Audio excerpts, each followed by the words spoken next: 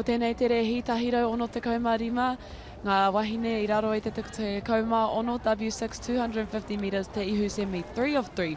I te ara tuatahi Cullinan College, tua rua Taiwananga, tua toru te rangi a Niwaniwa, tua wha ono Whero Area School, tua rima St. Joseph Māori Girls College, tua ono Gisborne Girls High School, tua whetu te karakaupapa Māori o Ruamata, tua waru ngātai Atea Wharekura, tua iwa Solway College, tua ngāhuru manukura, tua māhuru mātahi, te rito te kura taiao, tua ngāhuru mārua, Rotorua Girls High, and I te ara tua ngāhuru mātoru, College te Pāpā. We have a white flag out on the race course and a red. The fastest of our under 16 girls in these semi-finals. Green means go e te whānau hoake ko te roma. Full and a beautiful start from all those girls. I think they were all right on the line. Ana tua ono. Gisborne girls, Sonic booms te ingoa tō rātou kapa. E mohi ana, this is the last te ihu semi, so we will, with these times, we'll see who makes the final. And there they all are, giving it their all out there, trying to find a spot.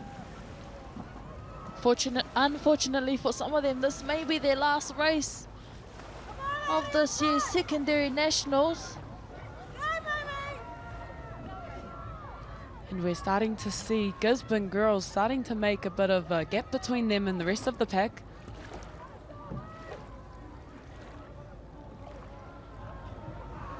Tēnā pēr he pakanga kia kia taitua rua mai. Oh, here we have up in lane 1 pushing. Building to a finish, can they make it?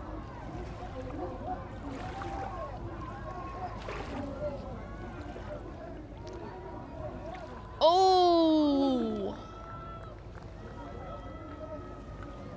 Te kura kaupapa o Ruamata coming in second. Cullinan College coming in third. Engari anei ngā whakaihu aka Gisborne girls. Sonic booms! Tingo tō rātou kapa. Ahakoa katahi ono tēnei rehi oti. Hoki mai ana e nei kōtiro.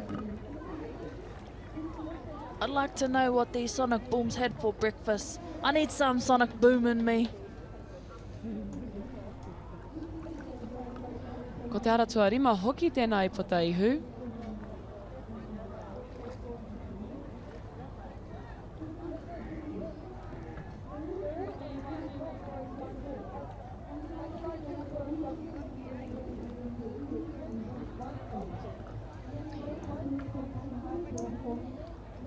Here we have our starers making sure they are staying in their lane, working hard. Lane 7, just securing that second place, I believe.